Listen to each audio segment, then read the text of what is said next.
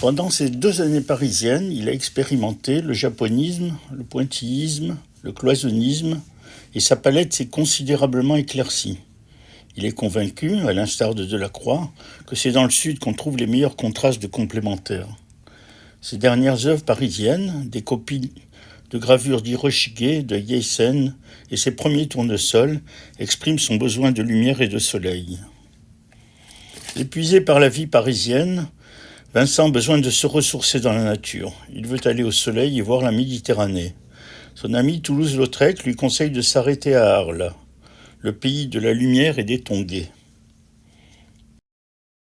Arrivé à Arles, Vincent trouve la neige et le froid, le sol gelé. L'hiver le plus dur depuis 30 ans. Après l'agitation parisienne, il se sent maussade et déprimé. La solitude lui pèse. Malgré le froid, il peint 2 paysages sous la neige, l'enseigne de la boucherie face à son hôtel, ainsi qu'une vieille arlésienne. Dès que le temps s'améliore, un printemps ensoleillé déclenche une frénésie de peindre. Il peint une super série d'arbres en fleurs qui montrent son plaisir de jouer avec toute la gamme des couleurs. Je suis dans une rage de travail puisque les arbres sont en fleurs et que je voudrais faire un verger de Provence d'une gaieté monstre. Il réalise une 10aine de toiles d'affilée, une de ses plus belles séries, éclatantes de couleurs. Il est certain que ces derniers tableaux seront appréciés, car ces motifs sont ceux qui égayent tout le monde. Quand il apprend par Théo le décès de Mauve, son premier et dernier maître, qui lui avait mis en main sa première palette, il décide aussitôt de lui dédier une toile qu'il vient de terminer, 2 pêchers roses contre un ciel glorieux bleu et blanc. Probablement, dit-il, le meilleur paysage que j'ai fait. La lumière et le soleil vont continuer à l'éblouir. Il découvre Montmajour, une abbaye en ruine, et s'y rend très souvent, une 50aine de fois, dit-il. Il réalise de très nombreux dessins qui seront les prémices d'une œuvre magistrale peinte en juin. La moisson, sa toile qu'il a le plus citée, celle qui tue les autres, dit-il. Cette vue en surplomb de l'étendue de l'accro, avec ses perspectives lointaines, larges et tranquilles, ses aplats japonisants et ses détails à l'infini, donne la mesure de sa nouvelle maîtrise de l'espace et de la couleur. Après le rose et le blanc des vergers, le jaune des champs de blé, Vincent veut apprécier l'effet d'une mer bleue et d'un ciel bleu et décide de se rendre aux Saintes-Maries de la Mer pour voir enfin la Méditerranée qu'il ne connaissait que par les peintres. On y va en diligence, on traverse la Camargue, des plaines d'herbe où il y a des manades de taureaux et des petits troupeaux de chevaux blancs, à demi sauvages et bien beaux. Les paysages de la Camargue qu'il traverse en diligence lui rappellent ceux de son enfance. Une Hollande, moins les dunes et plus le bleu. En chemin, il admire les longues étendues vertes couvertes de salicornes, les marais qui font des taches d'émeraude dans le paysage, les landes, les vignes, des terrains plats comme la Hollande. Sa visite du village accentue encore son sentiment d'un retour aux sources. Je ne crois pas qu'il y ait 100 maisons dans ce village ou dans cette ville. Et encore, quelle maison, comme nos bruyères et tourbières de Drenthe. Il avait fait quelques marines à Scheveningen, près de La Haye, mais la Méditerranée a des couleurs changeantes. Car on ne sait pas toujours si c'est vert ou violet, on ne sait pas toujours si c'est bleu, car la seconde d'après, le reflet a pris une teinte rose ou grise. Pressé de voir une mer bleue sous un ciel bleu, il peint une marine toute bleue, puis une deuxième plus colorée, plus chatoyante, avec ses rouleaux. Il remarque la silhouette d'un pêcheur maniant sa barre. Un seul homme les monte, ces barques-là. Elles ne vont guère sur la haute mer. Ils fichent le camp lorsqu'il n'y a pas de vent et reviennent à terre s'il en fait un peu. Depuis quelques semaines, il utilise avec plaisir un roseau taillé, comme le serait une plume d'oie. Ce nouvel outil, qui devient rapidement l'instrument préféré de ses dessins, va donner naissance à un nouveau vocabulaire de signes. Pointillés, hachures arrondies, et tout particulièrement les ondulations ou tourbillons caractéristiques de son style. Comme il n'avait emporté que 3 toiles, sur la 3e, il peint un village resserré autour de son église romane, forteresse antique.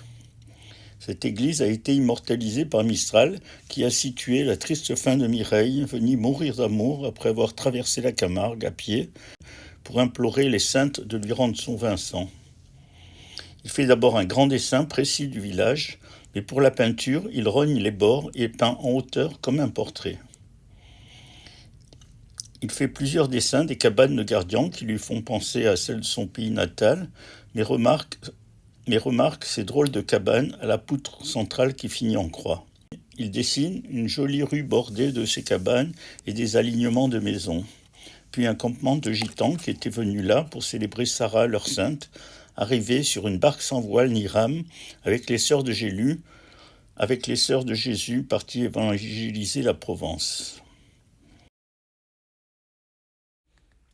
Une promenade le soir sur la plage lui inspire un de ses plus beaux textes, presque un poème.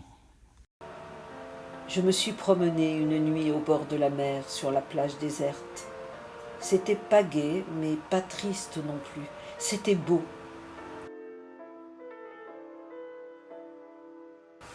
Le ciel d'un bleu profond était tacheté de nuages d'un bleu plus profond que le bleu fondamental, d'un cobalt intense.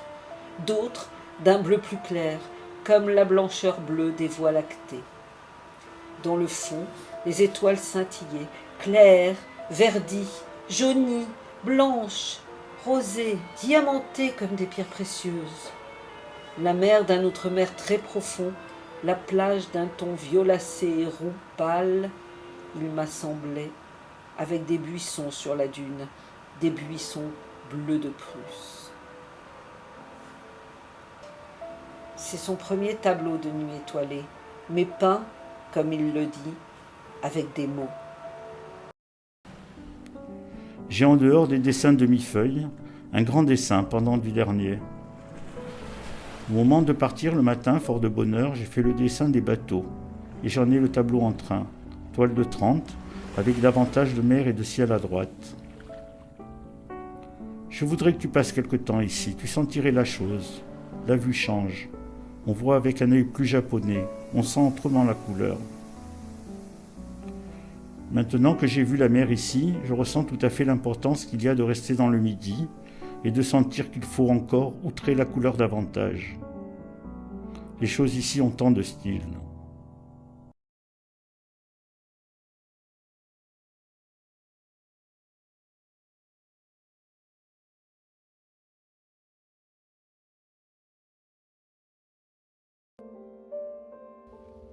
De retour à Arles, comme une locomotive à peindre, il ne connaît plus de répit ni de fatigue. Il reprend ses dessins des saintes pour en faire des toiles éblouissantes.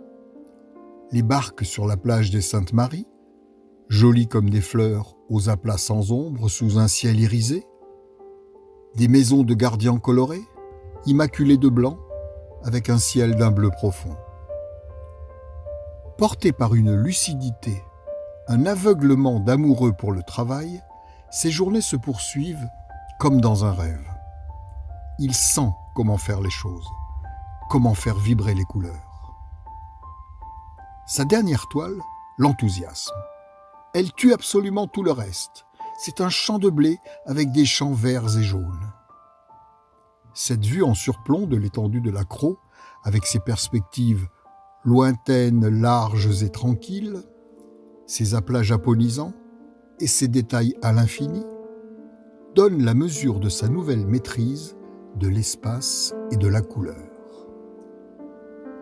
À la délicatesse des impressionnistes, il ne craint plus désormais d'opposer la violence des couleurs vives, des bleus et des jaunes de chrome, étalés sur de grandes surfaces, des aplats de couleurs pures, comme celles des primitifs ou des japonais.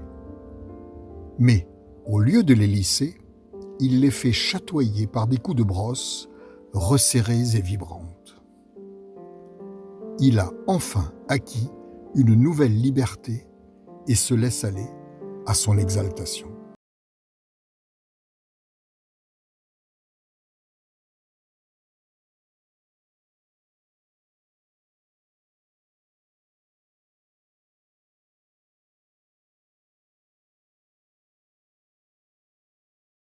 Il est d'autant plus ravi qu'il vient de louer une jolie maison entourée de jardins sur la place Lamartine. Il rêve d'en faire un atelier du Sud, un havre pour ses amis peintres parisiens qui pourraient venir vivre et travailler avec lui.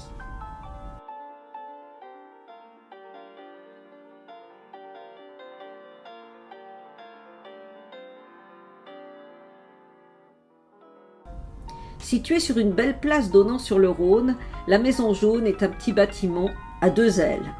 L'aile droite est occupée par un couple d'épiciers avec leur logement au-dessus. L'aile gauche, celle qu'a louée Vincent, est composée d'un rez-de-chaussée comprenant une cuisine, un grand séjour et 4 petites chambres à l'étage.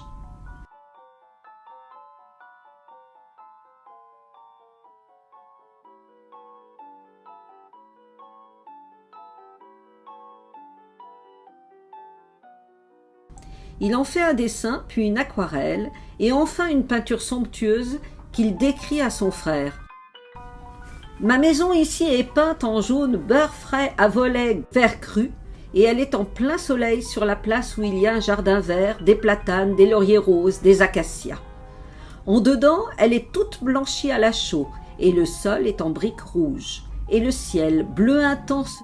Là-dedans, je peux vivre et respirer, et réfléchir, et peindre. Il l'aménage et la meuble avec amour. Ma chambre à coucher à moi, je la voudrais excessivement simple, mais avec des meubles carrés et larges. Mon lit à moi, je vais le peindre. Il aura 3 sujets. Peut-être une femme nue, je ne suis pas fixée. Peut-être un berceau avec un enfant, je ne sais. Et la maison sera à ce que je me propose de peinture toute pleine du haut en bas. Tu verras, un jour ou l'autre, le tableau de la petite maison en plein soleil, ou bien avec la fenêtre éclairée et le ciel étoilé. Ta maison de campagne. La chambre où tu logeras aura les murs blancs et une décoration de grands tournesols jaunes.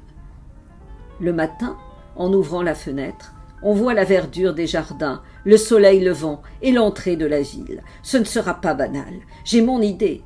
Je veux en faire une maison d'artiste, mais non pas précieuse, mais tout, depuis la chaise jusqu'au tableau, ayant du caractère. Vincent est au fait de son bonheur et au summum de son art.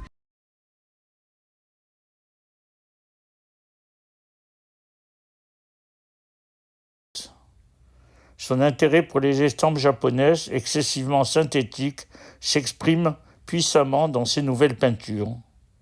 Le jaune envahit ses toiles, ciel de chrome, blémure, champ à perte de vue, et bien sûr les tournesols, jaune sur fond jaune. Cette fleur qui condense ses désirs le représente aussi, défiant le soleil dans une extase quasi mystique. Théo lui fait des compliments sur les tableaux qu'il reçoit et lui envoie tout ce qu'il demande, argent, toile, couleur. Vincent peint chef-d'œuvre sur chef-d'œuvre. Enfin, il peut espérer. À présent, dit-il, dans le vague d'un horizon, cependant, me voilà qu'elle me vient l'espérance. Cette espérance à éclipse qui, dans ma vie solitaire, m'a parfois consolé.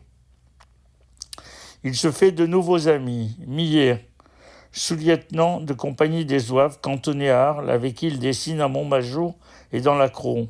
Mouriès, avec qui il dessine et parcourt la campagne à la recherche de motifs, et le peintre Bosch, dont il fera un portrait en poète, et surtout le facteur Roulin, qui a énormément de Socrate en lui.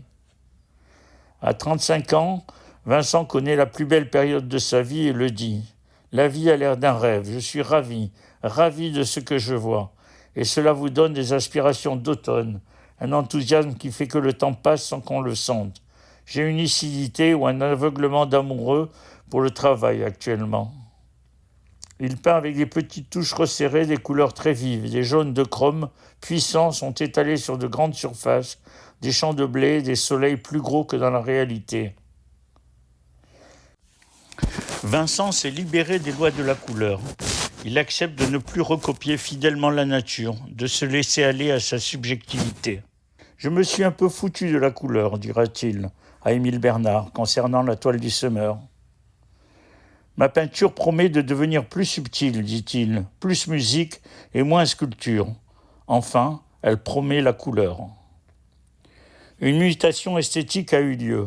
Si jusque-là, il a dû se réapproprier les leçons de Millet, de Rembrandt, de ses maîtres hollandais, japonais, impressionnistes et bien sûr de Monticelli, il peut enfin les transcender, trouver sa propre voie. Vincent trouve que cette petite ville, entourée d'une campagne entièrement fleurie de jaune et de violet, est joliment un rêve japonais. Il découvre des couleurs dans les paysages et sur les vêtements des femmes qui le surprennent. Quel ton dans les visages d'ici, les femmes en bleu céleste, en vermillon, tout ce qu'il y a de plus entier et criard. Le spleen n'est pas dans l'air du temps ici. Il apprécie leur façon de s'habiller. Les femmes d'ici savent vous ficher une note rose dans un costume noir ou bien confectionner un habillement blanc, jaune, rose ou encore vert et rose et encore bleu et jaune où il n'y a rien à changer au point de vue artistique. Durant cet été sublime, il produit chef-d'œuvre sur chef-d'œuvre. Je travaille en plein midi, en plein soleil et sans ombre aucune, dans les champs de blé, et voilà, j'en jouis comme une cigale. Le jaune va envahir ses toiles. Dans les portraits, les fonds aux couleurs pures projettent en avant le sujet, comme dans les icônes. Fasciné par le jaune, il décide de peindre une série de tournesols pour la décoration de l'atelier. Fin août, il peint une pochade de lui, chargée de son attirail de peintre sur la route ensoleillée de Tarascon et un autoportrait en bonze japonais. En septembre, il peint des tableaux de nuit. Une vue sur le Rhône, l'extérieur d'un café le soir, place du Forum, puis le fameux café de nuit. Décidément, cette contrée du bon Tartarin lui plaît. Il ne cesse de dire son plaisir d'être là, sous le soleil soufre pâle et ce ciel bleu intense. Il se sent maintenant tout à fait du pays et veut rester là pour voir les saisons aller et venir sur les mêmes motifs. Tellement c'est beau et tellement je voudrais y voir tout le monde. Ce fragment de Hollande, intensément coloré par le soleil du midi, l'exalte. J'ai une lucidité terrible par moments, lorsque la nature est belle, et alors je me sens plus, et le tableau me vient comme dans un rêve. Il sent en lui une énergie nouvelle et saine, comme chez tous ceux qui aiment véritablement, dit-il. La nature ne lui résiste plus. Elle se montre plus souple et plus docile. Il apprivoise la mégeure, dit-il. La chaleur de l'été ne l'incommode pas. Au contraire, il en jouit comme une cigale. Même les séances de travail le laissent éreinter, le cerveau fatigué, incapable d'un tas de choses ordinaires. Il se sent presque aussi heureux qu'il pourrait l'être dans l'idéal de la vraie vie.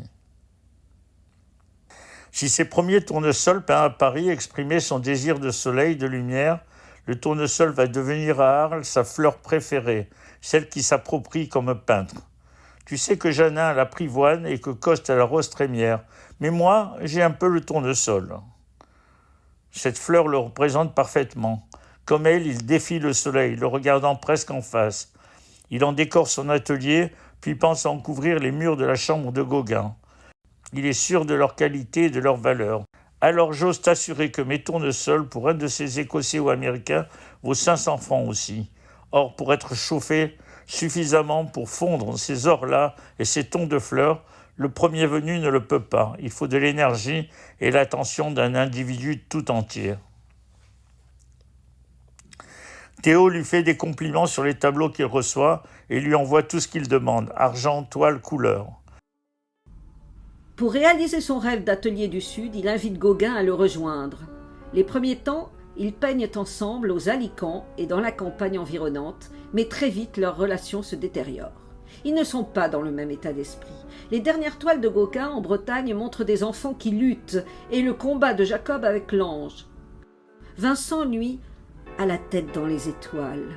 Et le jour, il peint de grandes fleurs jaunes ou des jardins. Le lutteur et le rêveur ne vont pas faire bon ménage.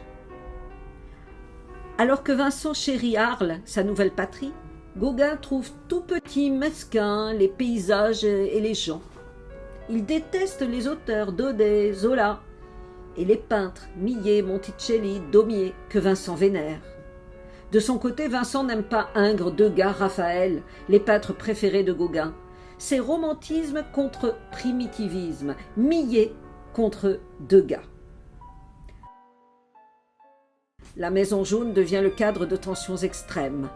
Gauguin a fait un portrait de Vincent qui ne va pas lui plaire. « C'est bien moi, mais devenu fou », a-t-il écrit. Son dernier autoportrait le montre amaigri, anxieux. Il est d'autant plus troublé qu'une lettre de sa mère lui apprend que son frère va se fiancer avec Johanna, une jeune fille qui l'avait repoussée une première fois. Vincent se rappelle que Théo en avait beaucoup souffert. De plus, il craint que ses fiançailles ne remettent en question l'aide qu'il lui apporte. C'est ce même jour que Gauguin décide de partir. Pendant qu'il rassemble ses affaires, Vincent se réfugie dans l'atelier et travaille sur une toile de corrida avec des taches de sang dans l'arène. Après le départ de Gauguin, il monte à l'étage et constate qu'il a emporté la plus belle toile de tournesol. Il est furieux, veut une explication. Il pense que Gauguin est allé au bordel qu'ils avaient l'habitude de fréquenter. Il veut le rejoindre, mais avant, il doit se changer, se raser. Devant son miroir, un trop-plein d'angoisse fait déraper sa main. Un besoin de se faire mal, de se mutiler, que la douleur physique soit plus forte que le désespoir. Un coup de rasoir brusque, rageur, son sang coule, un beau rouge. Son oreille gauche gît dans la cuvette. Un cadeau pour Gauguin, ce toréador. Il la prend dans sa main, fait un bandage sommaire autour de sa tête, se couvre d'un bonnet et se rend au bordel, mais Gauguin n'y est pas. Ne sachant plus que faire de son morceau de chair sanguinolent, il le tend à Rachel, une des filles, lui dit d'en prendre soin, puis s'en va. Quand elle voit ce que Vincent a mis dans sa main, elle s'évanouit. Il revient chez lui, les forces lui manquent, il perd beaucoup de sang. Arrivé à son lit, il tombe dans un lourd coma. Quand il se réveille, les gendarmes sont là. On l'emmène à l'hôpital. Il subit une terrible crise qui nécessite qu'on l'isole dans une cellule. Théo, affolé par un télégramme inquiétant de Gauguin, arrive à Arles le jour même où il devait se rendre à Amsterdam pour faire sa demande en mariage. Vincent a, en quelque sorte, empêché ses fiançailles. Au bout de quelques jours, il se sent mieux. Félix Ray, l'interne qui le soignait, bienveillant, attentif, il le tranquillise. Aidé par Roulin, il regagne la maison jaune. Encore inquiet et craintif, il implore son propre calme. Nous devons nous tenir tranquilles pour ma peinture à moi. Il a promis au docteur Ray de faire son portrait. Mais avant, il doit se réhabituer à peindre. Il réalise une nature morte d'un crabe, ventre à l'air, qui révèle bien son état d'âme. Quelques jours après, il peint une autre toile avec 2 crabes. L'un est toujours ventre en l'air, mais l'autre s'est mis à marcher. Il peint ensuite 2 autoportraits à l'oreille bandée qui le rassurent sur ses qualités de peintre. Il se remet lentement lorsqu'il reçoit un nouveau coup de massue en pleine poitrine. Roulin le prévient qu'une pétition demandant son internement circule dans le quartier. Par ordre du maire, on l'enferme dans une cellule sans fenêtre où il vivra les journées les plus sombres de sa vie. On lui interdit de dessiner, de peindre et même de fumer, ce qui est permis aux autres malades. 3 semaines plus tard, il peut quitter sa cellule, mais doit rester à l'hôpital dont il peint le jardin et la salle commune.